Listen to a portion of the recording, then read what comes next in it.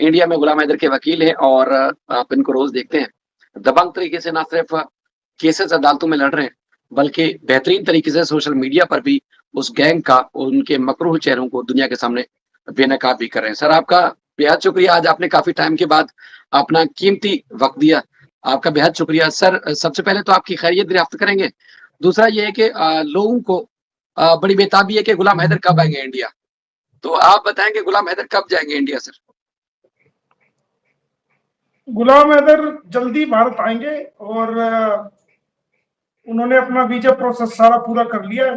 तो जैसे ही उनको हमारी भारत की सरकार, हमारा भारतीय दूतावास उनको वीजा अलॉट करेगा, तो उसी टाइम हम भारत में लेके आएंगे उनको। क्योंकि नेपाल का भी, क्योंकि हमने 2 देशों का वीजा मांगा है, नेपाल का भी मांगा है और भारत का भी मांगा है, तो क्योंकि हमें दोनों देशों से उनका काम पड़ेगा, तो जल्दी ठीक है। उनको भारत अच्छा में लेके आए। सर, जी इसमें अगर रीज़न मतलब मैं पूछूँ कि एक तो वहाँ बुलाने की उसका रीज़न ये है कि कोर्ट ने बुलाया है, वहाँ आना है और जो अपीयरेंस देनी है कि बच्चों से मुताल्लिक कोर्ट ने उसकी गवाही माँगी थी। पहले 10 जून को आना था, फिर डेट आगे एक्सटेंड हो गई थी 1 महीने की।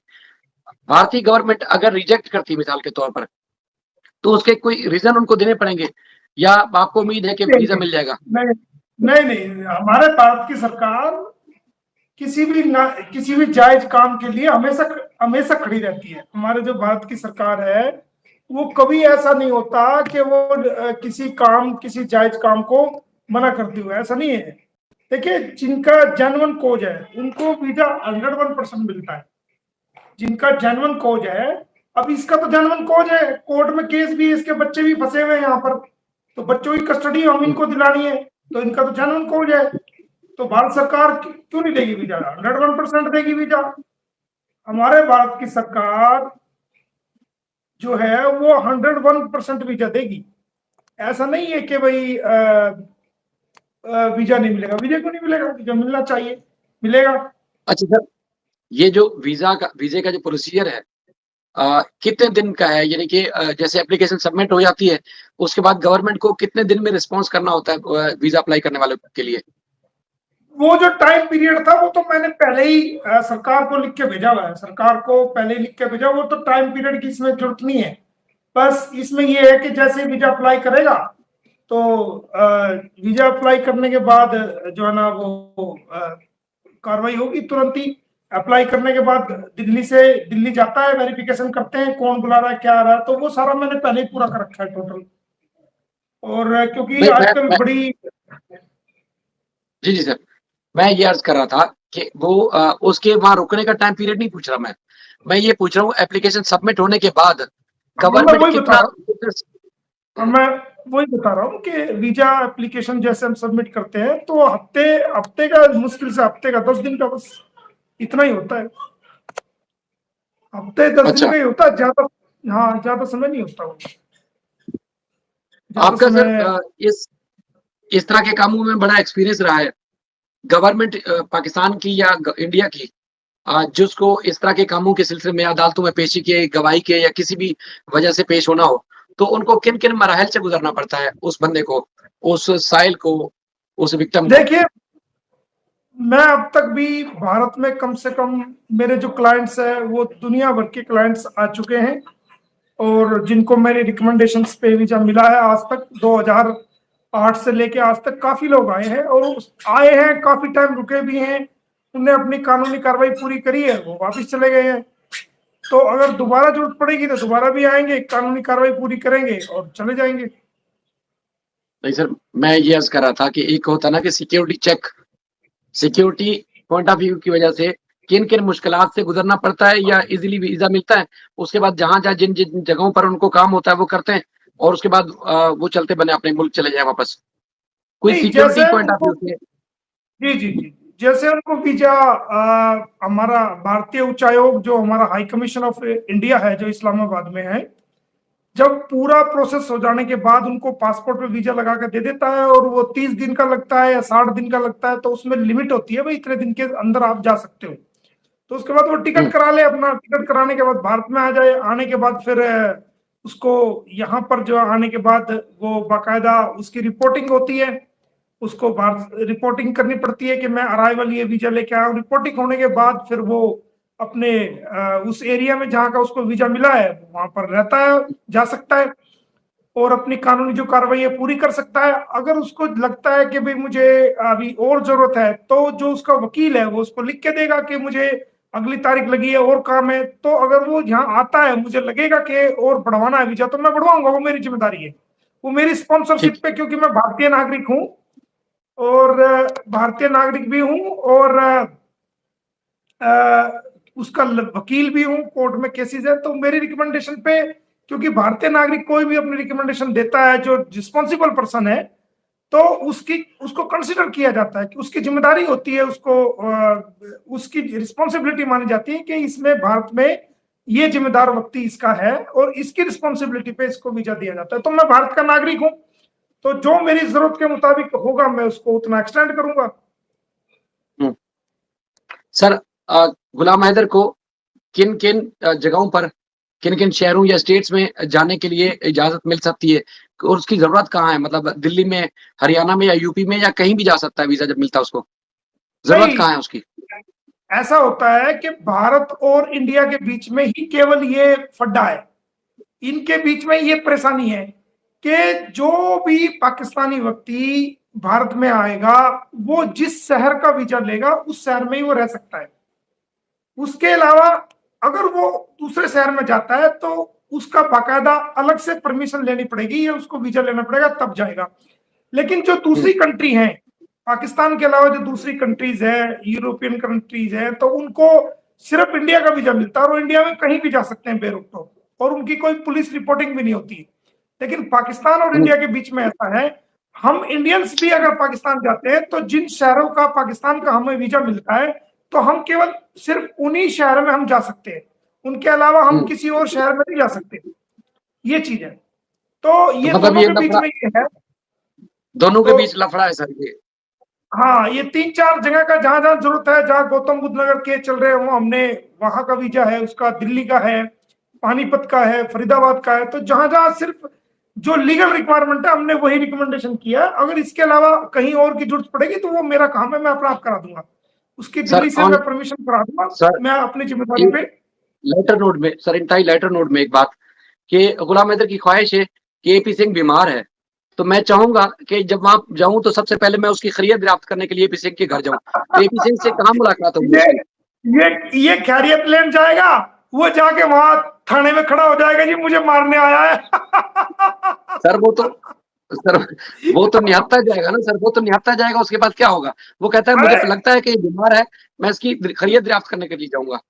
मैं वही बता रहा हूँ कि ये तो जाएगा खैरियत पूछने के लिए, वो ये उसके घर के सामने होगा और वो थाने में होगा फटाफट, है ना, वो थाने में जी। होगा, वो जो है वो वहां थाने में होगा और वो जाके कहेगा जी गुलाम हैदर मेरे को तो मारने आया है। तो लेकिन ये है कि गुलाम हैदर बड़े दिल का है, बलोच है, और वो कहता है जी मुझे कुछ भी हो जाए लेकिन मैं इससे मिलने के लिए जरूर जाऊंगा, कि मुझे पता है पागलपने का वो तो शिकार है, बीमार है, नफसियाती है, वो तो मैं चाहूं इससे वो जाके इसको वो तो तीमारदारी कर दूं। वो, वो तो मैं कोर्ट में मिलवा दूंगा ना, जब कोर्ट में आमना वो सामना होगा ना मेरा और एपी सिंह का और गुलाम हैदर का, सीमा हैदर का जब आमना सामना होगा तो जब कोर्ट की पेशी खत्म हो, कोर्ट की सुनवाई पूरी होने वाली होगी तो मैं कह दूंगा जज साहब से, मैं जज साहब ये गुलाम हैदर की इच्छा है जरा इससे बात करने की आपके सामने, कल कोई एलिगेशन न लगा दे जी मेरे पे हाथ उठा दिया मार दिया। मैंने कहा आप जनाब आपके सामने 2 बात करवा दे जरा गुलाम हैदर की इससे। लेकिन वो वो खैरियत मैं दरियाफ्त करना चाहता है, मैं आपको वाकई बता रहा हूँ सर, सीरियसली वो कहता है मैं जी मेंटली तौर पर ठीक कोर्ट है। में कोर्ट में कोर्ट में करा दूंगा। ठीक है। अच्छा सर, दूसरी बात ये थी कि आपको मैं कह रहा था कि जैसे गुलाम हैदर की जरूरत 3 जगह पर है, एक दिल्ली में मुमकिन तौर पर, बाकी हरियाणा और यूपी में जरूरत है, इसके अलावा कहीं और जाने की जरूरत नहीं है उसको। नहीं कुछ काम तो है नहीं, कुछ काम अगर कानूनी पड़ेगा, अगर मान लिया कोई केस में जरूरत पड़ती है, जैसे खुदा ना खास्ता अगर हम नहीं जीतते हैं, वैसे तो मोमिन हम्म। मलिक जिंदगी में हारा नहीं है, लेकिन अल्लाह एक नहीं हराएगा परसेंट, सर। हाँ 1% अगर मान लिया कोई ऑर्डर ऐसा है जो हमें हाईकोर्ट में लेके जाना है तो फिर उस हम्म। हालात में हमें लखनऊ का वीजा लेना पड़ेगा, दिल्ली का वीजा हम्म। लेना पड़ेगा, चंडीगढ़ का हम्म। वीजा लेना पड़ेगा, तो वो जहां हाई कोर्ट है, फिर उसकी जरूरत के मुताबिक जो वो कोर्ट के ऑर्डर्स होंगे वो लगा करके हम वहां का वीजा ले सकते हैं, नो प्रॉब्लम। तो सर हर स्टेट में अपनी अपनी कोर्ट नहीं, हाई कोर्ट नहीं है सर? हर स्टेट में जैसे यूपी हाँ, की हाई कोर्ट। यूपी की हाई कोर्ट है, यूपी की अलग हाई कोर्ट है, दिल्ली की अलग हाई कोर्ट है, हरियाणा की अलग हाई कोर्ट है, हर स्टेट की एक हाई कोर्ट होती है सिर्फ। सही है, ठीक है। जी। अच्छा, तो उसके लिए जाना पड़ सकता है। हाँ हाँ। अच्छा सर, तो उसको थोड़ा सा आगे अगर बढ़े, दो तीन जो यहाँ मेन। यहाँ आने के बाद उसको कोई टेंशन नहीं है, वो मैं बैठा हूँ, सारी चीज अपना आप कर दूंगा, कुछ नहीं। उसको तो सिर्फ साइन करने हैं, और साइन भी नहीं कर सकता तो वो उसका अंगूठा पकड़ पकड़ के लगवा देंगे फटाफट फटाफट फटाफट, जहां जरूरत पड़ेगी। साइन का भी सर झंझट वो नहीं है। उसकी लुगाई ने सीख लिया है, तो क्या आप सवेरे गुलाम हैदर को नहीं आता होगा साइन करना? इस बात का क्या सबूत है उसने सीख लिया? क्या पता वो पहले से सीखी हुई आई हो।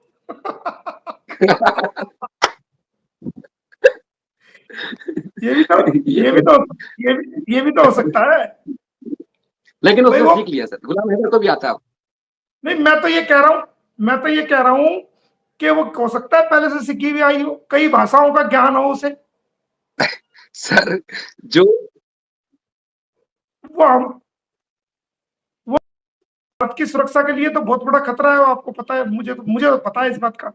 सर जो जो उसके करतूत है, उससे तो लगता है कि अक्सर जो ज्यादा इजाफी जो एक्टिव होता है ना बहुत ज्यादा, तो कहता है ये पेट से सीख के आया है।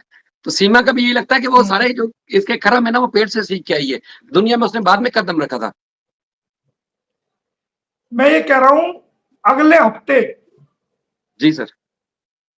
दहाड़े मार के रोएगी वो। ये हफ्ता जो आने वाला है, ये हफ्ता उसके लिए इतना कानूनी खतरनाक हफ्ता है कि वो जितनी वो फुदक रही है ना, जितनी वो चैनल पे फुदक रही है, गालियां दे रही है, हमारे भारत के लोगों को गालियां दे रही है, भारत के भारत के वकीलों के बारे में गलत बोल रही है, मेरे बारे में गलत बोल रही है, और वो सचिन भी गलत बोल रहा है।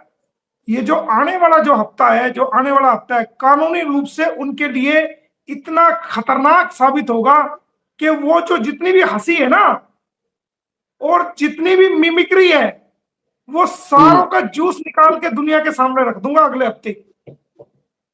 सर असल में कानूनी मैं रूप से, सवाल करता का, का, मैं कानूनी रूप मैं से कान, इस मुतालिक मैं सवाल करता आपसे। मैं कहता हूँ कि इस बात को जारी रखते हुए आप मेरा सवाल ले लें, क्योंकि आप वकील हैं, आपके पास गुलाम हैदर का पटानी है, आप हर चीज गुलाम हैदर की वहां मैनेज कर रहे हैं, और पहले आप इंडियन हैं, उसके बाद हेलो वकील हैं, तीसरे नंबर पर गुलाम हैदर के वकील हैं। हेलो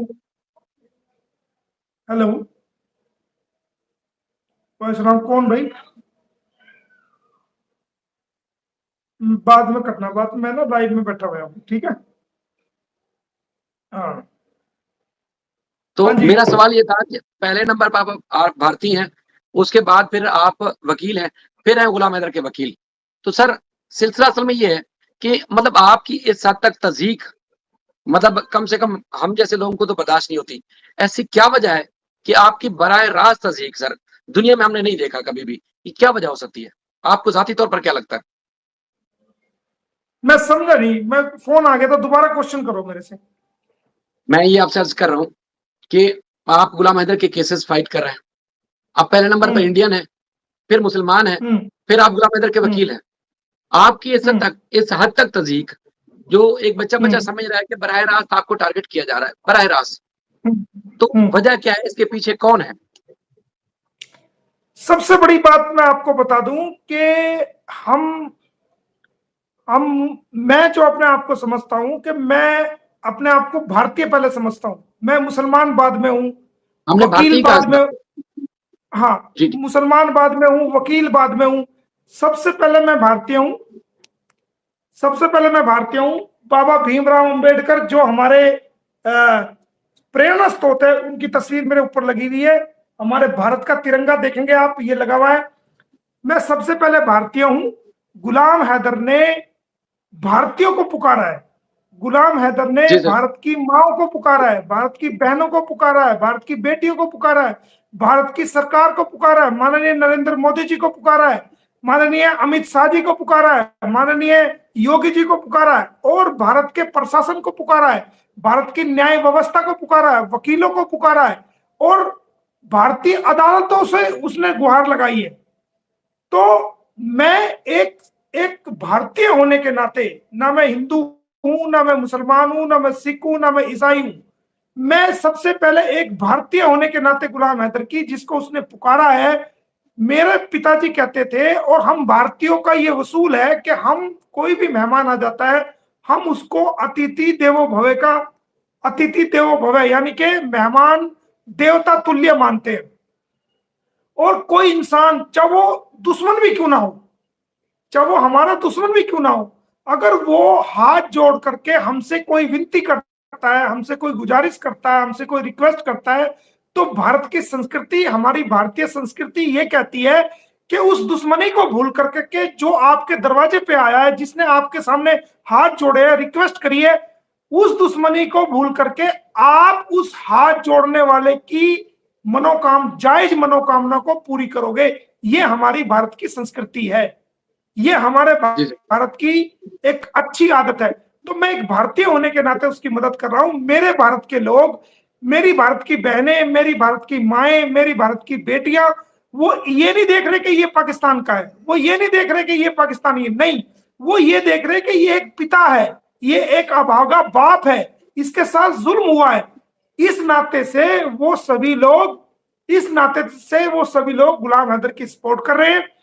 और उसके बाद आ जाओ कि ये काम करने का तरीका क्या। अब मैं वकील हूं, पहले मैं भारतीय हूं, फिर मैं वकील हूं, कि मेरा क्या दायित्व है एक भारतीय वकील का, जिसको एक पूरी दुनिया के लोग देख रहे हैं, जो एक इंसानियत के नाते मैंने जो केस लिया है, कोई लालच नहीं, कोई फीस का लालच नहीं, कोई पैसों का लालच नहीं, कोई ये मुकदमा पाकिस्तान का नहीं, बल्कि एक अभागे पिता का मुकदमा मैंने लिया है।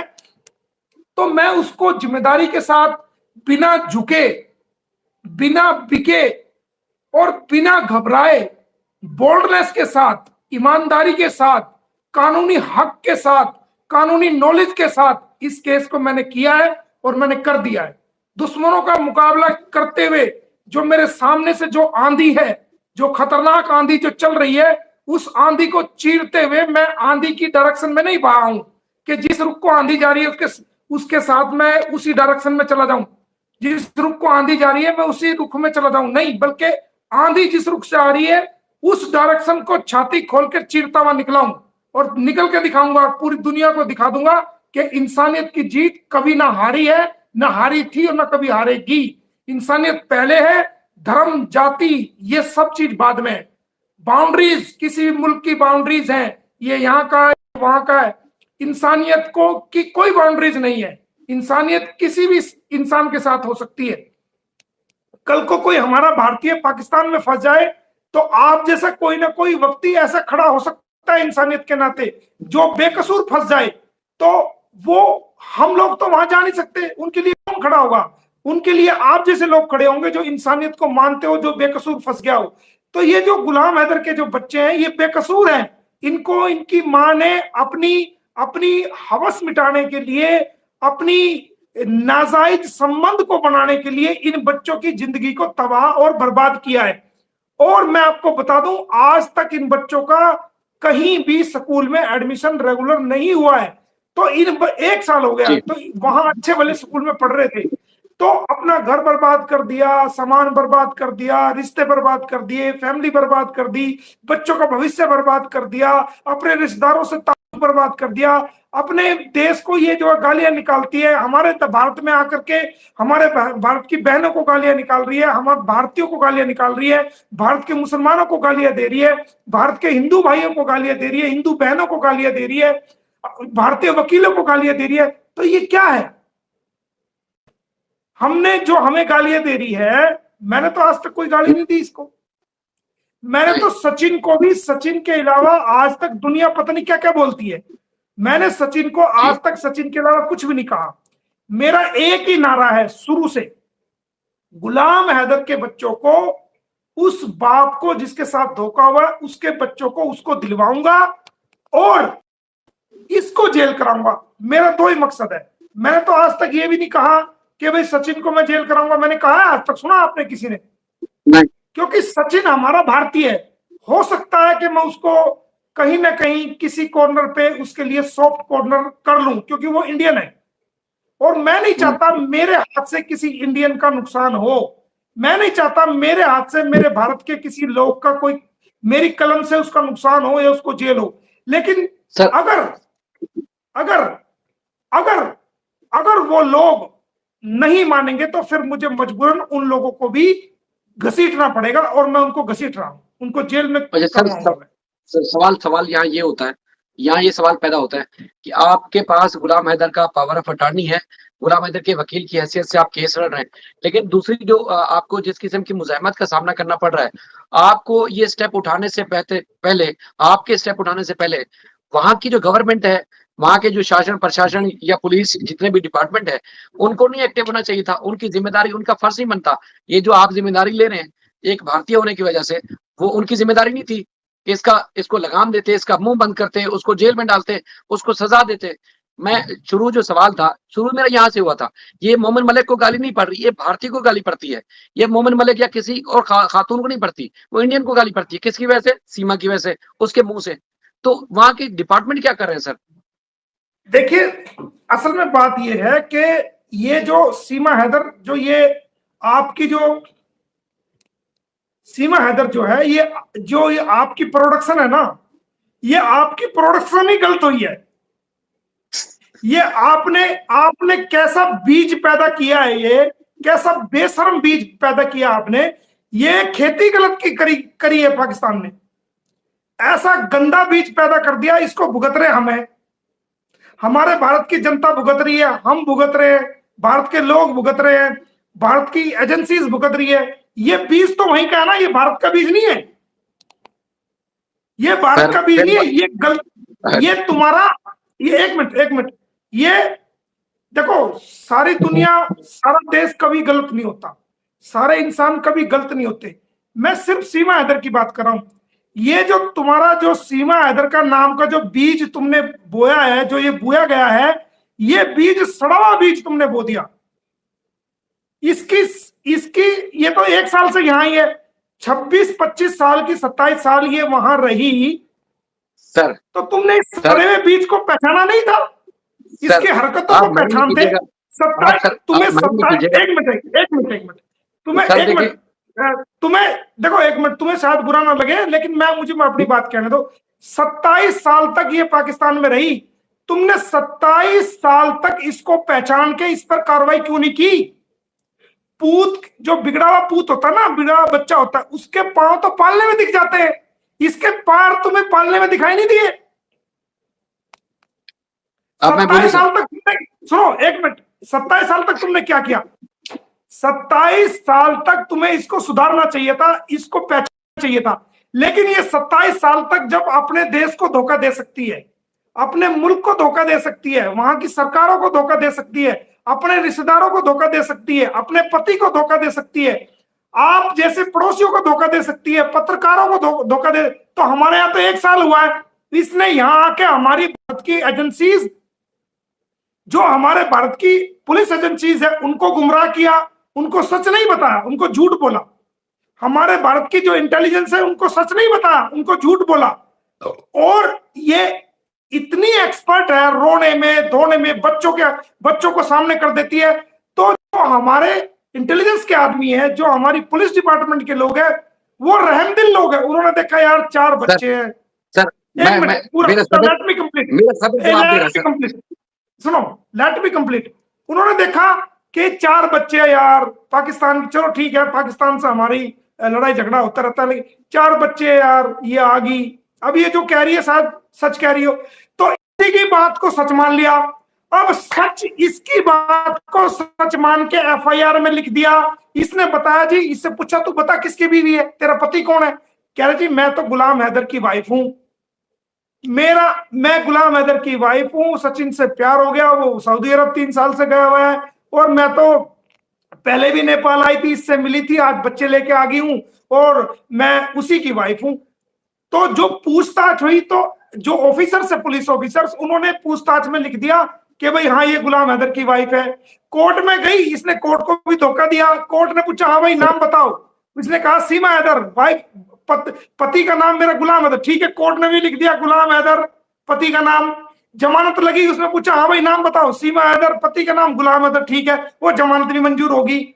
अब जेल वालों ने जब जेल में भेजा, उन्होंने पूछा क्या नाम है, सीमा हैदर पति का नाम गुलाम हैदर। अब जब जेल से बाहर आ गई, जमानत होगी, एफआईआर दर्ज होगी, सारे काम हो गए, बाहर निकल के और फिर वो जो पल्ला सर पे था वो उठा के फेंक दिया, कहते मैं तो सीमा हैदर हूं सर और मैं तो सचिन की पत्नी हूं।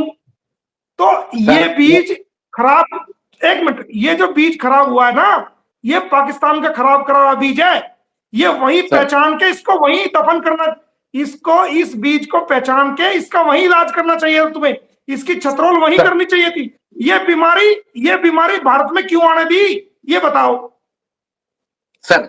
मुझे सिर्फ 2 मिनट चाहिए, माइंड नहीं कीजिएगा। नहीं, और जितने भी स्टेट से जुड़े हुए, एक मिनट शाहिद भाई, ये बीमारी भारत में क्यों आने दी, पाकिस्तान में ये बीमारी क्यों आने दी? बीमारी है, मैं उस बीमारी से इनकार नहीं कर रहा, लेकिन सर मेरे जो सवाल, तो आपने सारी बात की उस पे कि इसका इलाज यहाँ क्यों नहीं हुआ। सर बिल्कुल नहीं हुआ। 1 साल में तमाम भारतीयों ने, तमाम पाकिस्तानियों ने, बल्कि इस मामले से जुड़े हुए तमाम लोगों ने इसके हर रूप देखा, इसका रोना धोना, नाच गाना, तमाशा, सब कुछ देखा। इलीगल इंटर हुई। सर मैं आपसे गुजारिश करूं कि पाकिस्तानियों के मामले पे इंडियन जो जितने भी इदारे ना, जीरो टॉलरेंस है, जीरो टॉलरेंस। कबूतर जाए, बलून जाए, कुछ भी जाए सर, फौरन फट जाता है, फाड़ दिया जाता है या जेल के अंदर होता है। सीमा के मामले पे पता नहीं क्या है, लेकिन मैं कहता हूं कि इस उसके जो रंग है ना, जो आप बता रहे थे कि पल्लू उठाया और उसके बाद शुरू हो गई, सर माइंड नहीं कीजिएगा। सर 1 साल में इस औरत के ऊपर जिन जिन लोगों ने लालें टिपकाई, उसके मुंह से पानी आता रहा, उनके सब कुछ वो इसके आगे दुम हिलाते रहे। सर ये तो उनके लिए डूब मरने का मकाम है कि हमारी गवर्नमेंट को, हमारे डिपार्टमेंट को, हमारे संविधान को, हमारे कानून को एक्सपोज करके रख दिया। इसने अपना हर रंग दिखाया, लेकिन उनको शर्म आनी चाहिए कि अपने भारतीयों को गालियां पड़ रही हैं, दुनिया के अंदर हमारे कानून जो एक्सपोज हो रहा है, और इस औरत के ऊपर इसकी चाल ढाल में, इसकी बातों में आके, इसको रोने धोने में आके लारें टपकाते हैं, अपना पैसा, अपना धन, मान धन, बल्कि पलकें बिछाए बैठे रहते हैं। सर शर्म तो उनको आनी चाहिए। बिल्कुल गंदा बीज है, इसको दफन कर देना चाहिए, लेकिन दफन यहाँ हो या वहां हो, इसको दफन होना चाहिए। क्या करें, ये जो लाइलाज बीमारी वहां से आ गई, इसका इलाज हम कर रहे हैं, और इस लाइलाज बीमारी का हम, हाँ, इस लाइलाज बीमारी जो पाकिस्तान से आई है, इस लाइलाज बीमारी का हम इलाज कर रहे हैं, और करके इसको बिल्कुल बढ़िया इलाज करके भेजेंगे। बिल्कुल तुम्हें भी दुखी नहीं करेगी हो। जब ये जेल शर्म का मकाम है जो इस औरत के वजह से अपने मुंह से लालें टपकाते हैं और इसको गले से लगाते हैं, इसको हम बैठे भी, हाँ आ रहा हूँ, उसी पे आ रहा हूँ। तो इसका बेहतरीन वाला इलाज करके, बेहतरीन वाला ट्रीटमेंट करके, जब जेल की हवा खिला के यहाँ की, नेपाल की, फिर पाकिस्तान भिजवाएंगे, फिर ये आपको कभी परेशान नहीं करेगी, ये मैं बता रहा हूँ। अच्छा, अब आप जो कह रहे हैं कि जो ये राल टपका रहे हैं, ये कर रहे हैं, वो कर रहे हैं, तो ये बात ठीक है आपकी कि कुछ लोग देखो अच्छे बुरे हर जगह पर होते हैं, ये मैं नहीं कहता कि भाई यही पर, हाँ, हमारे यहाँ भी सुनो, हमारे यहाँ अच्छे बुरे हर तरह के लोग हैं, आपके यहाँ अच्छे बुरे हर तरह के लोग हैं। अब सवाल ये है कि जब कोई गंदी बीमारी पाउडर लगा के, क्रीम लगा के, काले सफेद बालों को काले करके, और ओल्ड बॉडी को नई बॉडी, नए कपड़े पहन के, नई बॉडी दिखा के, नई चमक दिखा के, और वो ठुमक करेगी, दुनिया रील बना बना के वो मीडिया पे डालेगी, अदाएं दिखाएगी। तो ये बताओ कि उसको देख के, चाहे वो हिंदुस्तान का हो, चाहे वो पाकिस्तान का हो, चाहे वो नेपाल का हो, चाहे वो बांग्लादेश का हो, किसी भी देश का हो, कोई बुढ़ा भी होगा ना जिसके मुंह में भी दांत नहीं, वो भी राल टपकाएगा कि नहीं टपकाएगा? कोई ऐसी हरकत, इस बात पे फिर इख्तिलाफ सर, आपसे इस बात पे फिर इख्तिलाफ सर, इस बात पे फिर इख्तिलाफ। 30 सेकंड। जब हरकत इसने ऐसी करी, तो जो इसने तो हमारे इंडिया के सारे आदमी भी, इंडिया के जो इसके समर्थक है, सब बिगाड़ दिए इसने। वो पहले ठीक थे, लेकिन इसके ठुमके मुमके देख के बिगड़ गए, सब बिगड़ गए सर। 30 second sir. हमारे जो मुल्क की सरहदें हैं, बॉर्डर्स हैं, कानून है, इसके लिए हमारे जो फोर्सेज हैं वो जाने कुर्बान करते हैं, वो लारे नहीं टपकाते, उनके आगे पुराने जमाने में भी, आज के दौर में भी इसी तरह की चीजें छोड़ दी जाती हैं। लेकिन वो सबसे पहले जो अहमियत देते हैं मुल्क की बॉर्डर सिक्योरिटी और कानून को, उसकी अहमियत देते हैं। इस तरह की लारे नहीं टिपकाते, लट्टू नहीं हो जाते किसी के ऊपर, ठीक है। ये फिर मजाक उड़ा रहे हैं सर, मैं बता रहा हूँ। आपने ये बात करके फिर उनको, मैं नहीं कह रहा, ये आपकी बात के ऊपर मैं बात कर रहा हूँ। आज से पहले हम बात नहीं करते थे भाई। इसके ऊपर इसका पाउडर, इसका सुर्खी, इसका ठुमके, इसके सबको देखे अपने कानून का, अपने संविधान का, अपने लोगों के जज्बात का मजाक उड़ा रहे हैं, और लोग कह रहे हैं लाले टपका रहे हैं सर। तो ये अपने मजाक उड़ा रहे हैं। इसी सुरक्षा के लिए, इसी हिफाजत के लिए तो हमारे सिपाही फोर्सेज जाने दे देते हैं सर, शहीद हो जाते हैं। तो एक औरत के हाँ, ठुमकों पे आके वो अपना कानून भूल जाएंगे, सब चीजें भूल जाएंगे सर। असल में शाहिद भाई, इसने क्या किया, ये असल में देखो, मैं आपको बताऊं, ये हमारे, चलो ये तो मजाक की बातें आपस में चलती रहती है, सर होता रहता है। बिल्कुल, हाँ, मैं मजाक तो करूंगा। मजाक भरा अंदाज है, हम भी आपको मजाक भरे अंदाज में बात कह रहे हैं, तंज के रूप में कह रहे हैं, ठीक है। लेकिन आप भी हमें बात कह रहे हो जी ये हो गया। लेकिन असल बात क्या है कि ये लेडी इतनी चालाक है, ये इतनी चालाक लेडी है। जिस टाइम ये नेपाल से इन बच्चों को अगवा करके लेके आई, और सचिन भी ने भी अगवा करवाया इन बच्चों को, तो जिस टाइम ये बॉर्डर क्रॉस करने लगी, तो हमारे जो सुरक्षा कर्मी है, जो हमारे फौजी भाई हैं, जो बस को चेक करते हैं कि भाई आधार कार्ड दिखाओ, आइडेंटिफिकेशन दिखाओ, जब वो भारत में एंट्री होते हैं, तो इस चालाक औरत ने अपनी लड़की के मुंह में हाथ डाल के उल्टी करवा दिया, और पूरा पूरा उसके कपड़े धस गए।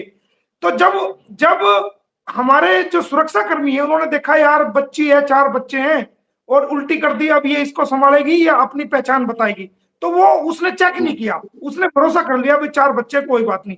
वो जो है वो उसको छोड़ के चला गया। उसका फायदा इसने उठाया कि ये चेक नहीं हुई, ये आ गई। तो उसका रिजल्ट क्या हुआ, हमारे 2 फौजी को सस्पेंड किया गया, नौकरी से बर्खास्त किया गया, और उनके परिवारों को आज तक वो लोग भुगत रहे हैं इसकी चालाकी की वजह से। तो ये बहुत चालाक है।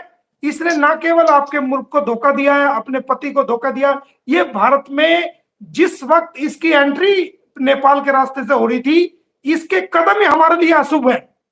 इसके कदम भारत की धरती के लिए अशुभ है, क्योंकि जब ये भारत की धरती पे कदम रख रही थी, कदम रखते ही इसने हमारे 2 नौजवानों की, जो फौज के 2 नौजवान है, उनकी नौकरी को खराब करवा दिया, उनको सस्पेंड, डिसमिस करवा दिया। और जो वो अपनी फैमिली को पाल रहे थे, तो फैमिली जुड़ी हुई है, उनकी बेटियां भी होंगी, बच्चे भी होंगे, माँ बाप भी होगा, उनका गांव के वो लोग होंगे, उन्होंने कितनी मेहनत की होगी नौकरी पाने के लिए, उनकी नौकरी खराब करवा दी इसने। तो उसके बाद इसका भारत में आना हमारे लिए शुभ नहीं है, अच्छा नहीं मानते हम इसका, क्योंकि इसने भारत की धरती पे एंट्री करती 2 लोगों को नुकसान। अब तुम्हें तो धोखा दे के आई, अपने पति को धोखा दे के आई, उधर नेपाल गवर्नमेंट को धोखा दे के आई, उधर भारत में आते ही भारत की पुलिस को धोखा दिया, भारत के लोगों को धोखा दिया। मैं कहता हूं इसने सही मायने में सचिन को भी धोखा दिया है, सही मायने में नेत्रपाल को भी धोखा दिया, सही मायने में रघुपुरा के लोगों को भी धोखा दिया, और सही मायने में जो 2-4 छुट-मुट इसके सपोर्टर है, उनको भी ये बहुत बड़ा धोखा दे रही है। इसके चक्कर में एक एफआईआर दर्ज हुई है अभी, एक अनिल अलीन चाचा है, वो सब औरतों से बदतमीजी से बात करता था, सब औरतों को बुरा भला कहता था, उसके खिलाफ एफआईआर कराई है मैंने, अभी एफआईआर हुई है, अब वो छुपता फिर रहा है। कुछ लोग और ऐसे हैं जो मां बहनों को गालियां देते हैं, उनके खिलाफ भी कार्रवाई चल रही है। तो इस पाकिस्तानी महिला की वजह से जो इलीगल हमारे देश में आई है, हमारे भारतीयों का भी नुकसान होने लग रहा है। और इस बात का मोमिन मलिक को बहुत बड़ा दुख है कि उसकी कलम से भारत के ऐसे लोगों का जो भारतीय हैं, सीमा के चक्कर में एफआईआर होने लग रही है। ठीक है, उन्होंने गलती की, वो गलती कर रहे थे, लेकिन इस चीज का हमें, और गलती करने की वजह से हमने कार्रवाई की, लेकिन मुझे अंदरूनी दुख है सर। यकीन मानिए सर, इसको तो जेल जाना है, इसको तो जेल जाएगी ये। लेकिन हमारे भारत के लोगों को भी आपस में लड़वा रही है, कुछ इसके समर्थक हैं, कुछ इसके खिलाफ है, वो आपस में गाली गलौज कर रहे हैं, आपस में दुश्मनियां पैदा कर रहे हैं। तो क्या ये अच्छी बात है? आप बताओ सर। मैं आपसे अर्ज कर रहा हूँ, देखिए इस खातून के सिलसिले में चूंकि जितना कुछ डाउन गया है, हमारे दिमाग में पहले लेवल बहुत अप था, बहुत स्टैंडर्ड हाई था, लेकिन उसकी वजह से हर कोई डाउन गया है सर, बहुत डाउन गया है। हम असल में बोलते नहीं है, बहुत सारी चीजें देखे, लेकिन सर नुकसान हुआ है। आप खुद बताएं, हम कल बात कर रहे थे, आपको 2009 से लेके 15 तक और ये आखिरी मेरे ख्याल में 18 तक भी आप बार बार चक्कर लगाते रहे, किसके लिए? भारतीयों को पाकिस्तान की जेलों से आजाद करवाने के लिए। वहां पर अंसार बनी साहब जिस तरह काम कर रहे थे, आप जैसे बता रहे थे कि जी खुदा ना खास्ता कभी जरूरत पड़ेगी, तो पहले भी अंसार बनी साहब करते हैं सर, मजीद अगर जरूरत पड़ेगी खुदा ना खास्ता, तो ये एक दूसरे का चोली दामन का साथ ही काम चलता रहेगा। इस औरत की वजह से सर ना सिर्फ नफरतें पैदा हुई हैं, आपस में आप एक दूसरे के लोग गिरबान पकड़ रहे हैं। आप जैसे आप मिसाल दे रहे हैं, वो बहनें जो अपनी इज्जत दो पे लगा के बैठ के गुलाम हैदर के बच्चों के लिए बात करी थी, उनको टुच्चे लोग बैठ के गालम गलोच करते हैं और पटांग उनके खिलाफ बातें करते हैं, तो यकीन मैंने क्या क्या परेशानी होगी, आप खुद बताइए। हाँ, ये तो है। देखिए, मैं आपको बताऊं कि 2011 में, 11 के बाद से अब तक गीता का उदाहरण आपके सामने है। जो गीता थी वो मुझे 2011 में पता चला था कि 2011 में एक भारतीय लड़की, जो कि गूंगी बहरी लड़की है, जो वो पाकिस्तान में ट्रेन से कैसे चली गई बैठ के, उसके बाद वो लाहौर में उसको पुलिस ने उसको पकड़ लिया। तो पकड़ने के बाद उसको वहां पर शेल्टर होम में रखा गया लाहौर में। उसके बाद वो कराची शिफ्ट हो गई। तो वो जब वो 18-19 साल की होगी तो पता चला कि ये तो गीता नाम उसका रखा गया, ये भारतीय है, और इसको अपने घर के बारे में इशारों से बताने लगी। वो तो मुझे 11 में पता चला था। तो मैं उसके लिए कोशिश करता रहा, 4 साल मैंने कोशिश की अंसार बर्नी साहब के साथ मिलके, और अंसार बर्नी साहब ने मेरी बड़ी मदद की। और उसमें मैं आखिरकार मैंने कोर्ट में केस लगाया 2015 में, और मैं कोर्ट का केस जीता। पाकिस्तान सरकार के खिलाफ मैंने कोर्ट में केस फाइल किया। उसके आपने भी कवर अप किया था वो मेरा केस, तो आपके याद हो, जी आपने भी कवर अप किया था, इंटरव्यू भी आपने किए बिल्कुल थे। तो वो केस मैंने, एक अकेला भारतीय, सारा कितने कम से कम भी 200-300 इंटरनेशनल सारे मीडिया के लोग वहां होते थे ना, जब ये केस चल बिल्कुल रहा सर, था। तो आप देखोगे, बिल्कुल आपने देखा होगा कि वहां में सारे पाकिस्तानी वकील थे और मैं इंडियन अकेला था। क्या मैं वहां घबराया था? वहां कभी मैं भी नहीं घबराया सर। तो नहीं था, बल्कि आप सर पाकिस्तान के फाइट में, वकीलों ने मेरा, हाँ, पाकिस्तान के वकीलों ने मेरा साथ दिया। बिल्कुल और मैं केस जीता। केस जीतने के बाद में ऑर्डर मैंने हाई कमीशन ऑफ इंडिया में दिए, हाई कमीशन ऑफ पाकिस्तान में दिए, और वो आज वो गीता अपने देश में वापस आ पाई। आपके सामने है सारा। जी जी जी, सही तो सर। अभी भी जैसे ये सीमा हैदर का केस, ये बच्चे उसके चले जाएंगे, इसको जेल हो जाएगी। तो 8 कभी, भारतीय नागरिक हैं, 8 भारतीय, वो सारे हिंदू हैं, 8 भारतीय जी नागरिक हैं जो पाकिस्तान की जेलों में और पागल खाने में हैं। 8 भारतीय नागरिक, और उनका ये नहीं पता वे भारत में कहां के रहने वाले हैं, वो पागल हो चुके हैं। उन 8 भारतीय नागरिकों को अंसार बर्नी साहब की मदद से, और मैं उनको भारत में लेके आऊंगा। मैं भारत सरकार से भी उसमें मदद लूंगा, पाकिस्तान सरकार से भी मदद लूंगा, और इंसानियत के नाते उनके परिवार को मैं भारत में तलाश करूंगा कि ये कौन, किस परिवारों के ये आदमी है, किस परिवार के ये बच्चे हैं जो आज अपनी, जिनके दिमाग अब वो आउट हो चुके हैं, और वो 8 भारतीय नागरिक हैं जो वहां की जेलों में सड़ रहे हैं, और उनका पता ही नहीं है कि कौन लोग है। वो हमारे 8 भारतीय हैं। तो उन 8 भारतीयों को मैं भारत में लेके आऊंगा, और इसके लिए मुझे पाकिस्तान सरकार की भी जरूरत पड़ेगी और अपनी भारत सरकार की भी जरूरत पड़ेगी। अंसार अच्छा सर, बर्नी जैसे ह्यूमन राइट एक्टिविस्ट की जरूरत पड़ेगी, जो उसको पहले से काम कर रहे हैं उस पर, और आप जी जी, जैसे अच्छे पत्रकारों की जरूरत पड़ेगी। तो ये सीमा हैदर का केस नहीं है, बल्कि ये नहीं सर, एक केस इंसानियत का आया है, इसको हम पूरा कर देंगे, हो जाएगा। सर उसके बाद हमारे 8 भारतीय पाकिस्तान में जो जेलों में फंसे हुए हैं, उनको हम भारत में लेके आएंगे। पाकिस्तान सरकार से हम रिक्वेस्ट करेंगे, भारत सरकार से रिक्वेस्ट करेंगे, जेलों में जाके उनसे मिलेंगे, उनके परिवार को भारत में तलाश करेंगे, और उनको लेके आएंगे हम। सर, मैं एक गुजारिश करूं, आपने जो काम किए, आपको तो एक रिवार्ड के तौर पर आपको रिगार्ड करना चाहिए था, आपको तस्लीम करना चाहिए था हीरो कि आप पाकिस्तान से लोगों को ले जाते रहे, छुड़वा छुड़वा के आपने बड़ी खिदमत की।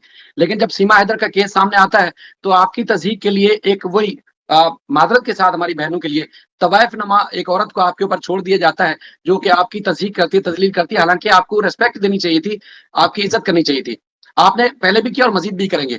अभी हालिया दिनों में आज एक मैसेज सर्कुलेट होता है पाकिस्तान के अंदर, जाफर आलम नामी एक शख्स हैं, अमृतसर जेल के अंदर वो कैद हुए, 2009 में पकड़े गए थे और 2012 में उनकी सजा पूरी हो गई थी।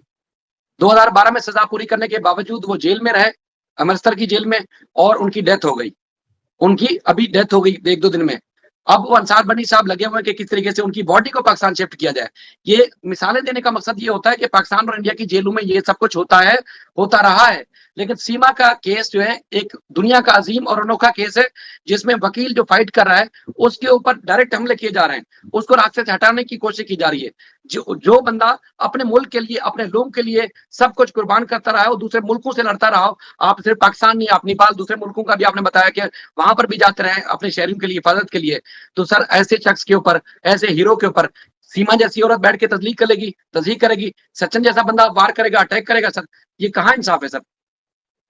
मैंने 9 लोग तो नेपाल के छुड़वा के भिजवाए थे जब कोरोना काल में उनको बरी कराया था, उनके खिलाफ पर्चा दर्ज हो गया था। 9 लोग तो मैंने वो अभी रिसेंटली छुड़वा के नेपाल भिजवाए जेल से, उनका केस जीत के। एक श्रीलंका का था, उसको मैंने जो ना छुड़वा के भिजवाया। उससे पहले एक महिला थी जो भारत में पीएचडी कर रही थी और वो जहनी तवाज़ुन थोड़ा खो गई थी, तो एक टैक्सी ड्राइवर के साथ उसका मामला हो गया था। उसका केस मैंने परसों किया, वो आज अपने मुल्क को चली गई। उससे पहले कई मुल्कों के लोगों को, बांग्लादेश के एक बच्चे को मैंने छुड़वाया था, एक सादरा का बच्चा था आपका, सादरा का बच्चा आपके लाहौर का, वो आ गया था भारत में, वो मैंने छुड़वाया था। एक और पाकिस्तान का व्यक्ति जो कि जिसके ऊपर चार्जेस थे, उसको 10 साल की कैद हुई थी और वो जहनी तवज्जो खो गया था वो भी, तो उसकी सजा पूरी हो गई थी, अंबाला जेल में था, वो मैंने छुड़वा के यहाँ से भिजवाया। तो मैं बहुत सारे देशों के आदमियों को छुड़वा के फ्री ऑफ कॉस्ट भेज चुका हूँ। इंसानियत का ये सीमा हैदर का केस कोई है? ये एपी सिंह को क्या पता बेचारे को, इसको पता नहीं ना। ये तो अब 2-4 दिन से निर्भया कांड से लाइट में आया। इससे पहले जब सोशल मीडिया नहीं होती थी, कोई प्लेटफॉर्म नहीं था, उस वक्त मेरे 20 साल पहले, 15 साल पहले अखबारों में और टीवी में चर्चे थे, इंग्लिश अखबारों में चर्चे थे, हिंदी अखबारों में चर्चे थे। मैंने तो ऐसे ऐसे काम कर रखे हैं, लेकिन अभी इनको पता नहीं ना। अभी मेरे भारत के लोगों को जो कुछ लोग ऐसे हैं जिनको मेरे बारे में पूरा पता नहीं है, उनको भी पता नहीं है कि मैंने कितने भारतीयों को बाहर से छुड़वाया है, कितनों के लिए मैं काम कर रहा हूँ, कितनों के लिए मैंने भेजा है। उनको मेरे कैरेक्टर और मेरे वर्क के बारे में नॉलेज नहीं है सर। अगर उनको मेरे वर्क के बारे में नॉलेज है तो वो गलत कभी नहीं बोलेंगे, ये मैं आपको कह रहा हूं। और ये जो आपकी एक महिला है जो ये गलत बोल रही है, इस महिला को तो अभी 2 दिन से, जब से इसको पता चला है कि इसका चैनल बंद होने वाला है, और हमने, देखिए, कोर्ट ने जो ऑर्डर पास किया है, हमने कोर्ट के सामने सारे सबूत रखे। कोर्ट ने इसको सीमा हैदर पे ही बैन लगा दिया है, क्योंकि हमने कोर्ट को एक बात कही थी कि जनाब, अगर ये जो चैनल हमने आपको लिख के दिए हैं, जो 10-12 चैनल इसके हैं सीमा के, अगर आप इनको बंद कर दोगे, ये नया चैनल बनाएगी, ये तो नया चैनल बनाएगी ना। अगर ये आप, चलो हम ऑर्डर करवा दे, चलो इनको बंद कर दो, वो बंद होगी, तो ये फिर नया चैनल बना लेगी। नया नहीं बनाएगी, किसी और की लाइव में जाएगी या किसी और का चैनल ज्वाइन करेगी। आप सीमा हैदर के ऊपर ही रोक लगाए, ताकि ये अगर चैनल रहे या ना रहे, लेकिन किसी चैनल पे ये कोई वीडियो नहीं बना सके, कोई स्टेटमेंट ना दे सके, कोई गलत बात ना कह सके, और किसी पे ये लाइव ना आ सके। तो ऑनरेबल कोर्ट ने सीमा हैदर के ऊपर ही रोक लगाई है। ये बहुत बड़ा हमारे लिए डिसीजन है, ये बहुत बड़ा डिसीजन है, क्योंकि खाली चैनल बंद करना मकसद नहीं था। अगर मैं वो चैनल बंद करा देता, और वो हो भी जाते और होंगे भी, ये चैनल भी बंद होंगे, क्योंकि हमारी प्रेयर चैनल बंद करने की भी है। तो अगर इस चैनल को बंद करा देता तो वो नया चैनल बना के आती, वापस आती क्या नहीं आती। इसलिए हमने सीमा हैदर पे ही रोक लगवाई है। वो कोई वीडियो नहीं बना सकती, उसको पब्लिश नहीं कर सकती, कोई डेरोगेटिव कमेंट्स नहीं कर सकती किसी प्रकार का, और मेरे प्रति तो एक लफ्ज नहीं कह सकती। ऐसा ऑर्डर अदालत ने पास किया है। अब ये ऑर्डर हमने अप्लाई कर दिया है, सोमवार मंगलवार तक ऑर्डर मिल जाएगा। इसको हम पुलिस में देंगे, यूट्यूब को देंगे। अगर ये फिर भी नहीं रुकती है तो जितनी बार लाइव आएगी उतनी बार नए केस बनेंगे, और एक बार की सजा 6 महीने की जेल है। एक बार की सजा कोर्ट के ऑर्डर को वायलेट करना कंटेम्प्ट में आता है। और कंटेम्प्ट ऑफ कोर्ट 1971 की सेक्शन 3 की सब सेक्शन 2 और 1A के तहत 6 महीने की कैद है, उसमें जमानत भी नहीं है। अच्छा सर, सर जो जिस दिन ओपन कोर्ट में ये ऑर्डर अनाउंस हुआ है कि इसके जो इसकी अपीयरेंस को रोका गया है, ऑर्डर की तामील यानी कि उस दिन से इम्प्लीमेंट होने के लिए ऑर्डर नहीं होता। जब तक उसको कॉपी मिलेगी तब तक ये इस दौरान जो ऐसे किया है, इस बीच जो किया है ऐसे, उसका क्या होगा सर? उसको कॉपी की जरूरत नहीं है, वो ऑर्डर उसी दिन से लागू होगा जिस दिन से पास हुआ है, उसकी ऑर्डर की जरूरत नहीं है। एक मिनट अच्छा। हेलो हेलो, हाँ भाई बता, मैं एक इंटरव्यू से कर रहा हूँ, हाँ बता। हाँ भेजा, आदेश कर। हाँ वो तेरे तड़ क्या कराऊंगा, हो जाएगा सुबह, सुबह हो जाएगा। हाँ हाँ इंटरव्यू चल रहा है टीवी पे, उस पे, ठीक है ओके। हाँ तो मैं आपको ये कह रहा अच्छा था तो सर ऑर्डर कि इम्प्लीमेंट कौन ऑर्डर की कराएगा, कॉपी कौन पालन कराएगा? वो पुलिस कराएगी ना, समझे नहीं आप बात?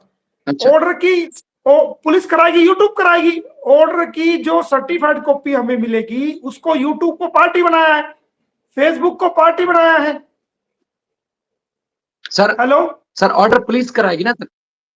हेलो हेलो, हाँ हाँ मैं गरीब हूँ, ठीक है ठीक है, तो करो इंटरव्यू, हाँ इंटरव्यू चल रहा है, ठीक। तो ऑर्डर की जो कॉपी है वो सर यूट्यूब को देंगे मैं ये सर्टिफाइड कह रहा था, कॉपी। नहीं मैं ये कह रहा था ऑर्डर जो है पुलिस इंप्लीमेंट कराएगी सर, पुलिस कराएगी। नहीं सुनो, मैं आपको पूरा तरीका जैसे ऑर्डर, क्योंकि हमने उस केस में जो पार्टी बनाया है हमने यूट्यूब को बनाया। यूट्यूब जो है वो सर्विस प्रोवाइड करा रहा है चैनल के थ्रू, फेसबुक को, इंस्टाग्राम को, इन सभी लोगों को, और जिस एरिया में रह रही है उस एरिया के एसएचओ को हमने पार्टी बनाया है, और सर खुद सीमा एसएचओ हैदर वो को तो बनाया। नहीं, एसएचओ जी जी सर एसएचओ वो रबुपुरा, तो नहीं, एसएचओ नहीं रबुपुरा। मैं ये कह रहा था, हाँ वो वाला एसएचओ तो नहीं है जो कह रहे थे कि आपके जिस्म पे मच्छर नहीं बैठने देंगे, ये वो वाला एसएचओ है या दूसरे होंगे सर? नहीं, ये वही एरिया का एसएचओ रबुपुरा, तो उसको हमने पार्टी बनाया। अब कोर्ट ने जो मच्छर ऑर्डर वाले नहीं दिया है सर, है वो मुझे पता नहीं, मेरे मच्छर वाले नॉलेज में नहीं, एसएचओ नहीं है लेकिन जो? वो मुझे नहीं पता कौन थे, लेकिन रबुपुरा के जो एसएचओ अच्छा है मेरे नॉलेज में नहीं है। जो आप मच्छर वाली बात कह रहे हो वो मेरे नॉलेज में नहीं है। रबुपुरा के जो एसएचओ है वो बाकायदा इसमें पार्टी है। तो ये ऑर्डर हम जो कोर्ट से पास हुए हैं ये हम रबुपुरा के एसएचओ को देंगे, उससे रिसीव कराएंगे, गूगल यूट्यूब को देंगे, उनसे रिसीव कराएंगे, और इंस्टाग्राम फेसबुक को देंगे। वो किसी भी चैनल पे, इंस्टाग्राम पे, फेसबुक पे वो लाइव नहीं आ सकती, कोई वीडियो बना के नहीं डाल सकती, कोई गलत बात किसी के भी चैनल से नहीं कर सकती। सीमा हैदर पे पूरी तरह से अदालत ने रोक लगा दी है। इसीलिए इसीलिए बार बार वो फड़फड़ा रही है, बार बार नई नई वीडियो डाल रही है, गंदगी बक रही है। वो इसलिए बक रही है, उसको पता है कि ये हो चुका है। नहीं मैं ये कह रहा हूँ जो इस बीच जो कुछ हो रहा है, जिस दिन कोर्ट का ऑर्डर आया कि ये कर दो, यूट्यूब को कहा फला फला जो भी पार्टी थी, उस बीच जो कुछ चल रहा है उसको उसको मतलब कंटेम्प्ट माना जाएगा या नहीं माना जाएगा? देखिए कंटेम्प्ट तो आता है, कंटेम्प्ट की श्रेणी में है। जब जज साहब ने जिस टाइम उसके अंदर टाइम डेट होता है वो ऑर्डर पास कर दिया, उसके बाद कोई आदमी गलती हाँ, करता तो ये कंटेम्प्ट में आएगा। हम कंटेम्प्ट भी लगाएंगे उसकी, छोड़ेंगे नहीं उसको, कंटेम्प्ट भी लगाएंगे ठीक है। उसकी। लेकिन लेकिन जो गूगल है, जो यूट्यूब है, वो भी ऑनलाइन ऑर्डर आ गया, वो भी उनको भी पता है इस बात का। लेकिन हम अपनी जिम्मेदारी, बेसिक जिम्मेदारी क्या है कि सर्टिफाइड कॉपी लेके उनको बाकायदा एक लेटर बना के देंगे कि हमने आप पे ये केस डाला था और जिसमें आप पेश हुए थे, और माननीय अदालत ने ये ऑर्डर पास किया जो साथ लगा हुआ है, इस तारीख के बाद ये इसको इंप्लीमेंट किया जाए। अगर आप इसके बाद इंप्लीमेंट नहीं करते हैं तो उसकी जिम्मेदारी आपके ऊपर होगी, हम एक लिखित में देंगे ना। अच्छा ठीक है वो तो सर। पास अच्छा हो एक गया। और चीज होगी ना सर, एक और चीज होगी, हाँ जैसे क्योंकि मिसाल वो के तौर पर, एक मिनट, वो ये कह सकती है ना कि जी मुझे तो ऑर्डर का पता नहीं, वो कह सकता है हमें पता नहीं। यूट्यूब को तो पता है, पुलिस को भी पता है, लेकिन फिर भी हम एक जिम्मेदारी के साथ वो सोमवार मंगलवार को दे देंगे, फिर हम बताएंगे इसको लाइव आके दिखाइए। अच्छा मैं ये कह रहा था कि अगर जैसे ऑर्डर यूट्यूब को जितने भी डिपार्टमेंट है उनको मिल जाता है, रेलिवेंट डिपार्टमेंट्स को, तो ये आया मुमकिन है कि इस बीच जो इसने लाइव किए वीडियोस बनाई, जो भी गालम गलोच की, यूट्यूब पाबंद है, आप उनको इंटीमेट करें, वो वीडियोस रिमूव करें। यूट्यूब के पास इख्तियार होगा ना कि वो डे सारे 1 से वो सारे वो सारे रिमूव होंगे, और जिस जिस वीडियो में भी ये आएगी वो तमाम रिमूव उसी टाइम हो जाएगी। मेरे रिपोर्ट करते ही तब, मेरे बिना रिपोर्ट करे भी जिस भी वीडियो में इसके चेहरा दिखाई देगा या ये बोलती दिखाई देगी, चाहे वो किसी के चैनल से आओ, उसको तुरंत रिमूव करना पड़ेगा कोर्ट को, क्योंकि कोर्ट का स्टे हो चुका है। मतलब इसके चेक चेहरे होगा। की कोई फोटो, इसके चेहरे की कोई फोटो भी दिखा देगा ना, वो भी रिमूव होगी। मतलब यूट्यूब फौरन चेक रखेगा, यूट्यूब रखेगा, इंस्टाग्राम, हाँ फेसबुक वगैरह चेक रखेगा हाँ, उसके ऊपर, चैनल के फौरन ऊपर। अच्छा सर, आगे फौरन आगे थोड़ा सा बढ़ते हैं। वो 2-3 और इंपॉर्टेंट केसेस थे, जिसमें एक तो कोर्ट ने बुलाया था गुलाम हैदर को, जो इनकी इलीगल शादी के हवाले से था। उसका स्टेटस बता दीजिए, क्योंकि मैंने आपका टाइम बहुत ज्यादा ले लिया है। और फिर एक और केस था तो जिसमें 20 धाराएं मजीद लगने वाली थी। उन केसेस का स्टेटस उसमें, क्या है सर इस वक्त? हाँ देखिए, क्योंकि उसमें हम आर्गुमेंट करने के लिए गए थे और उस दिन वर्क सस्पेंड था, कोई किसी की डेथ हो गई थी, तो उस पे कोर्ट नहीं लगी उस दिन, कोई काम नहीं आगे बढ़ा। तो उसमें आगे तारीख हमने ले ली है अगस्त के महीने की, और जो इसकी जो फर्जी मैरिज को हमने चैलेंज किया है वो 24/8 लगी हुई है। और जो हमने मानहानि के जो डेफेमेटरी केस जो डाले थे गुलाम हैदर की तरफ से, उसमें सितंबर में तारीख लगी हुई है। तो इतने अच्छा। गुलाम हैदर भी आ जाएगा, और जो मैंने एपी सिंह वगैरह पे डाले हुए वो 26 तारीख लगी हुई है। यहाँ पर जो मेरे पर्सनल है जो मैंने इनके ऊपर डाले हैं, और 31 तारीख लगी हुई है। तो इनकी, और फरीदाबाद में 1 तारीख लगी हुई है जो पोस्को एक्ट में। और कल या परसों को आप देखना कि कितना जबरदस्त हम ऑर्डर होगा फरीदाबाद कोर्ट से। और इनको सभी को, जो जितने ये खिलखिला रहे हैं लोग, इकट्ठे होकर के ये दीवारों में सिर मारते नजर आएंगे आपको। ऐसा काम हमने कर दिया है, लीगल अच्छा काम, सर, लीगल।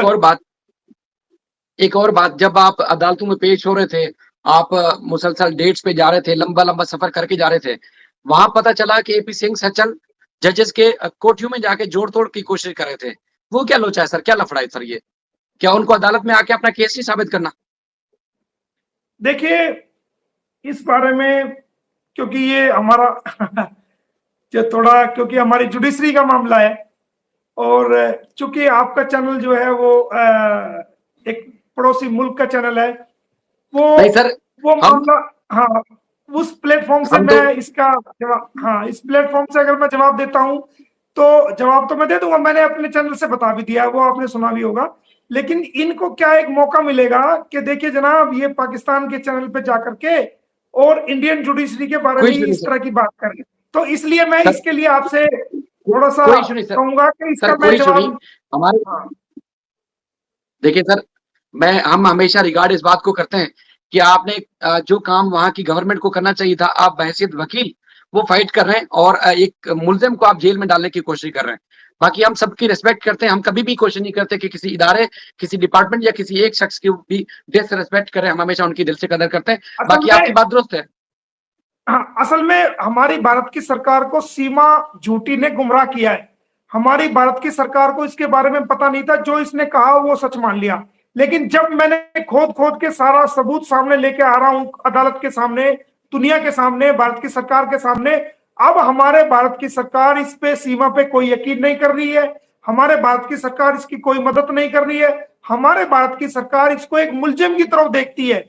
ये तो इसका ड्रामा है, जो ये तस्वीर उठा उठा के ये गुमराह करने की कोशिश कर रही है, उसको हमारे भारत की सरकार अच्छी तरह समझती है। हमारे भारत की इंटेलिजेंस एजेंसी अच्छी तरह समझती है, पुलिस अच्छी तरह समझती है, सरकारी वकील अच्छी तरह समझते हैं, माननीय न्यायालय अच्छी तरह समझता है, और हम जैसे लोग समझते हैं। और जहां मोमिन मलिक खड़ा है ना, जहां मोमिन मलिक खड़ा, इतना आसान नहीं है बच के निकलना, ये मैं बता रहा हूं आपको। सर इसके लिए तो इतना आपके लिए आसान नहीं वो है, है। जब तक जीऊंगा ना, सुनो, जब तक जीऊंगा, इसने, मोमिन मलिक, इसने जो है कोबरा नाग की पूंछ पे पैर रखने की कोशिश करी है। कोबरे नाग का इलाज है, मोमिन मलिक के कानूनी काठे हुए का इलाज नहीं है, ये मैं आपको बता रहा हूं। सर आपने बिल्कुल बेहतरीन फरमाया। देखें, आपके सामने जो आपने फाइट किया, यहाँ पर अदालत ने फैसला दिया, कानून के मुताबिक फैसला दिया, आइन के मुताबिक, संविधान के मुताबिक फैसला दिया। इसकी वजह से जो रिस्पेक्ट पहले थी, उससे मजीद इजाफा हुआ है। हम जितनी पहले बात कर चुके हैं या मजीद बात करते हैं, वो एक उनके रेलिवेंट पॉइंट जरूर होते हैं, लेकिन कभी भी ये नहीं होता कि हम किसी को नीचा दिखाने की कोशिश करें, क्योंकि उसी जगह से इंसाफ की तवक्को है कि गुलाम हैदर को वहां से बच्चे मिले। बाकी सर कुछ और लोग थे जो सोशल मीडिया पे बैठ के खवातीन की तस्दीक करते थे, उनके खिलाफ देखिए आपने आवाज उठाई, उन बहनों ने आवाज उठाई, उसके बाद एफआईआर हुई। तो क्या उनके खिलाफ किन किन सेक्शन के खिलाफ एफआईआर हुई है? क्या अवेलेबल है? अरेस्ट होंगे? उनके खिलाफ किस किस्म की कार्रवाई नहीं, पुलिस कर सकती नॉट है? अवेलेबल। हमारे यहाँ असल में हमारे भारत में ना अभी नए कानून आए हैं। जो हमारा इंडियन पेनल कोड था उसको चेंज किया गया है।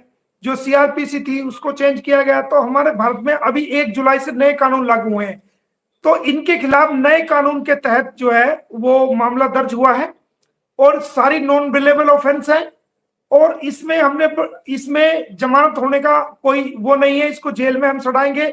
और मैं तो ये कहता हूं कि जो मेरे समर्थक भी हैं, जो गुलाम हैदर की भी समर्थक कर रहे हैं, अगर उन्होंने भी किसी की माँ बहन बेटी को सरेआम उनके नंगे फोटो लगाए हो या उनके तस्वीरें लगाई हो या उनके नंबर वायरल किए हो, तो मैं उन लोगों को भी अपना समर्थक नहीं मानता।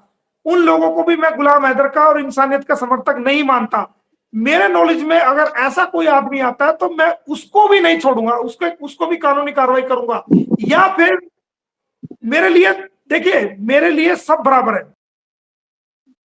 बिल्कुल सर। बराबर है। बहने हैं वो भी बहने हैं, मेरे बेटियां वो मेरी बेटियां हैं। मेरे भारत की जो माएं हैं वो सगी माएं हैं। और मैं बहन बेटी और मां को जलील नहीं होने दूंगा भारत में। उनके खिलाफ कोई भी गंदी तस्वीर लगाएगा, गंदे थंबनेल लगाएगा, उनके नंबर वायरल करेगा, उनकी गंदी तस्वीर लगा करके उनके फोटो लगाएगा, चाहे वो मेरा हो या दूसरे का हो, किसी को नहीं छोड़ूंगा मैं। अभी भी वक्त है, अभी ये शुरुआत है। अभी मैंने 5-6 लोगों के खिलाफ भी एफआईआर जो ना करवा दी है और एक के खिलाफ पहले हो चुकी है। तो ऐसे लोगों को जो मां बहन बेटियों को गलत बोलते हैं या उनके गंदी तस्वीरें लगाते हैं या उनके फोटो वायरल करते हैं, उनको छोड़ूंगा नहीं मैं, बिल्कुल। चाहे वो कितने भी ताकतवर हो। आपका टाइम बहुत ज्यादा ले लिया है। मैं चाहता हूं कि आप जोर से आखिर में हंसे, लेकिन वो उससे पहले एक छोटा सा सवाल है, करूं सर? आप करिए।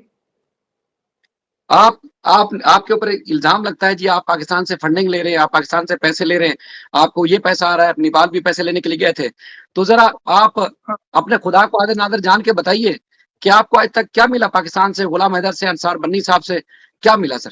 मैं कहता हूँ जोर से कह के बाद ये जवाब दें तो ज्यादा अच्छा लगेगा। आप, फंडिंग आई है ना, मुझे, मैं कह रहा हूं ना, फंडिंग आई है, मेरे तो भारतीय कैदियों की फंडिंग आई है। मुझे फंडिंग हुई है पाकिस्तान से, मेरे भारतीय कैदियों की फंडिंग हुई है। जो मेरे भारत के लोग जो हिंदू समाज के थे वो वहां की जेलों में सड़ रहे थे, वो मैं छुटा के लाया हूं। वो मेरे लिए सबसे बड़ी फंडिंग है। वो अरबों खरबों रुपए एक तरफ रख दो और मेरे भारत के लोग जो वहां जेलों में सड़ रहे थे उनको जो मैं छुटा के लाता हूं और वो छुट के आते हैं, वो मेरे लिए बहुत बड़ी फंडिंग है। वो मुझे, मेरे भारतीयों की मुझे फंडिंग चाहिए, मुझे रुपए पैसे की फंडिंग नहीं चाहिए।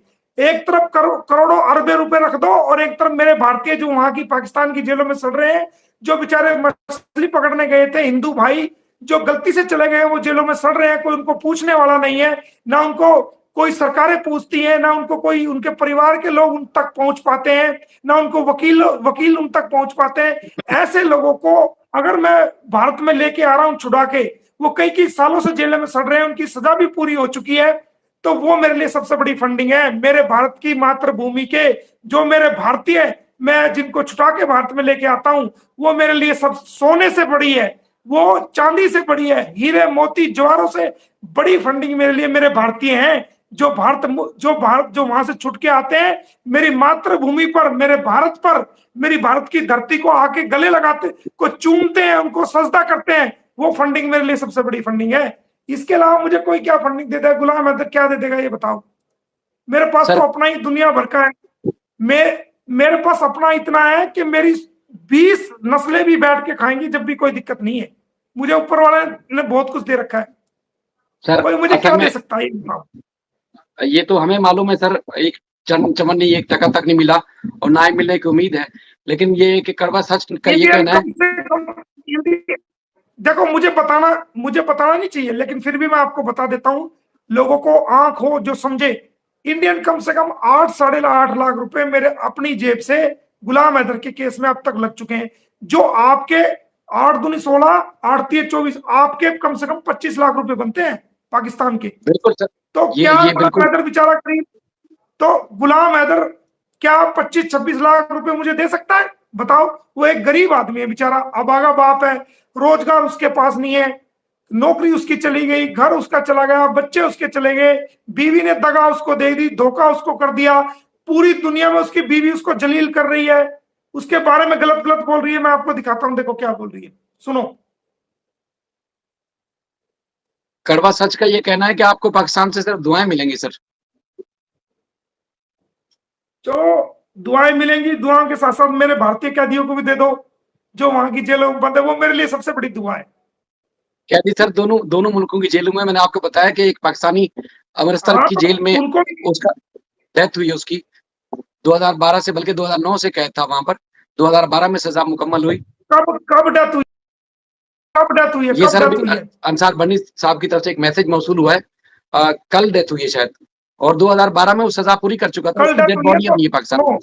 उसकी उसकी डिटेल मेरे को दो आप, मैं उसकी डेड बॉडी आपके यहाँ पूछवाता हूँ, मैं करता हूँ, मुझे उसकी डिटेल दो। सर बिल्कुल, ये लाइव एंड मेरे करेंगे को इंशाल्लाह, मेरे को अंसार बन्नी साहब से राब्ता करके। मेरे को एक मेरे को मेरे को एक लेटर दो, मैं उसकी डेड बॉडी का इंतजाम करता हूँ, तो पूछवा देता हूँ, कोई दिक्कत नहीं है। जी उसमें जी, क्या दिक्कत है? कहने का कानूनी मकसद ये था, काम है, वो मेरा काम है, कहने का पूछवा मकसद ये दूंगा, था कि कोई ये सिर्फ दिक्कत नहीं। पाकिस्तान का नहीं है, दोनों मुल्कों का मसला है सर। दोनों मुल्कों में किसी किस्म की चीज पाई जा रही है जो आप और हम तकरीबन रोज उसको सामना कर रहे हैं, उसको फेस कर रहे हैं। जी, आप कुछ सुना रहे थे सर? जी जी। हाँ मैं सुना रहा हूँ।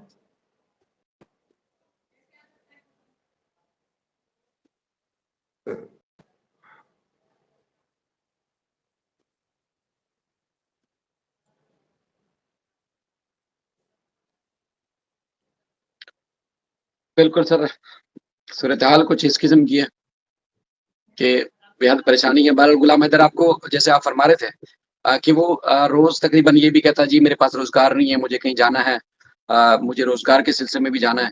तो अब अगर वीजा उसको बर वक्त मिल जाता है तो मेरे ख्याल में उसके लिए आसानी हो जाएगी कि उसके बच्चे वापस आए और उसके बाद फिर वो अपना रोजगार शुरू कर सके।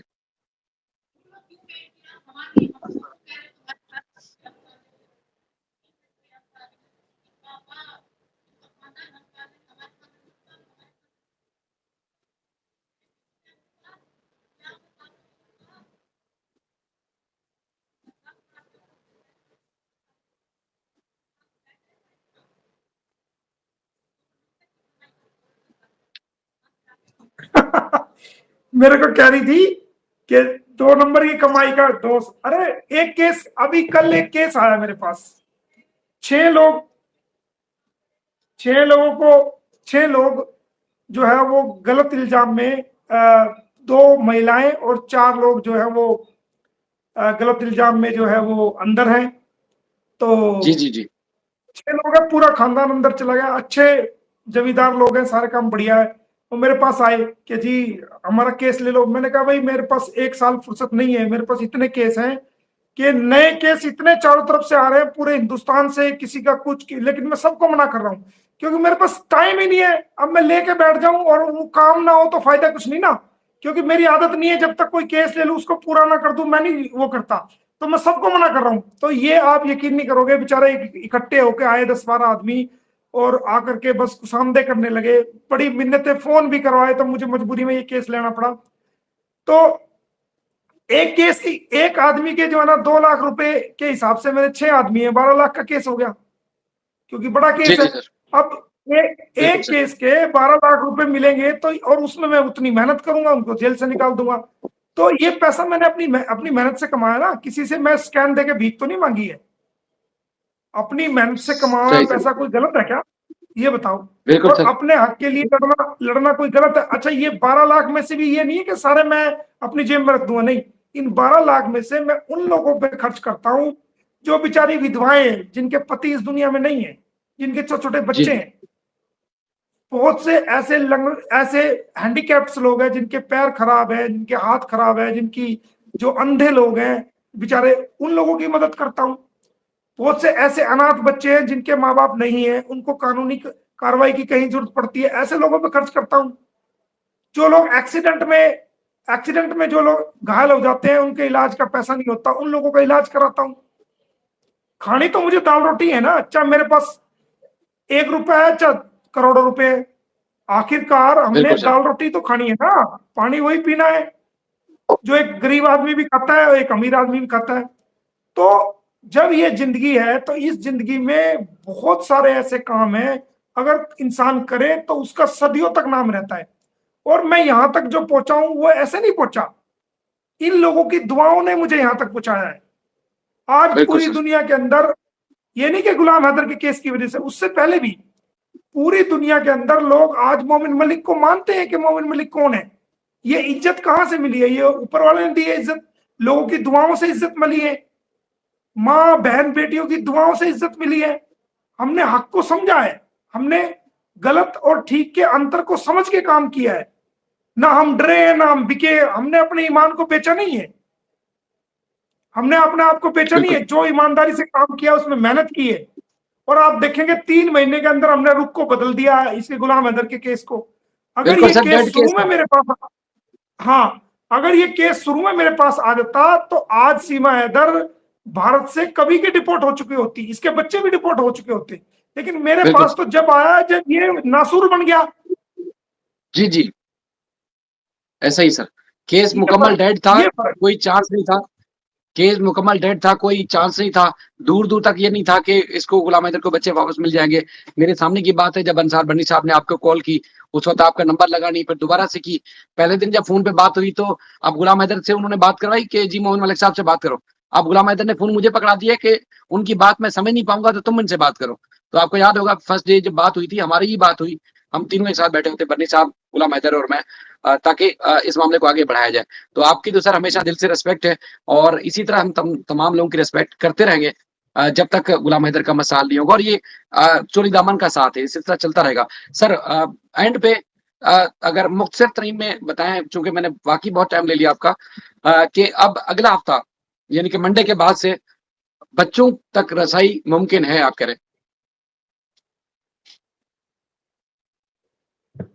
मैं कह रहा हूं इस हफ्ते, ये जो मोहम्मद ये साहब से। मेरी कल नकल, ये सचिन मेरी जो नकल उतार रहा था ना, ऐसे आंख कर करके उतार रहा था नकल, तो मैं बता दूं कि बेटा सचिन, मोमिन मलिक के फादर की भी इतनी मोटी मोटी आंखें थी, मोमिन मलिक की भी इतनी मोटी आंखें हैं, मोमिन मलिक के खानदान के बच्चे बच्चे की इतनी मोटी मोटी आंखें हैं।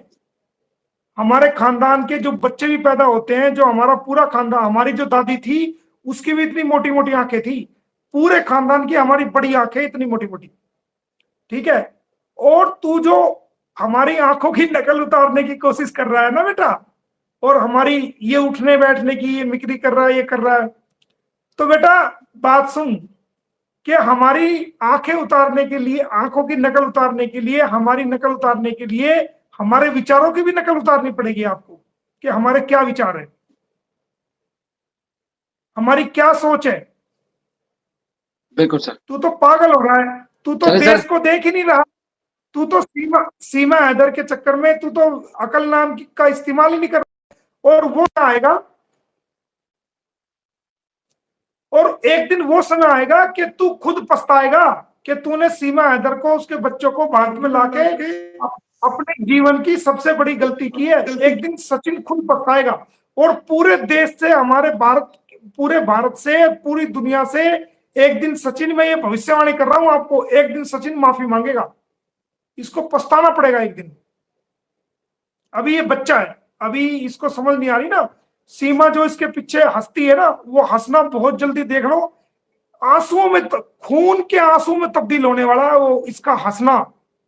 इसका जो हंसती है ना पीछे बैठ के, अगले हफ्ते आप देखना, इसका पूरा खून के आंसुओं में तब्दील होने वाला है वो इसका। मैं ऐसी कार्रवाई मैंने बिठाई है, दुनिया सन रह जाएगी देख के कि ये क्या हुआ।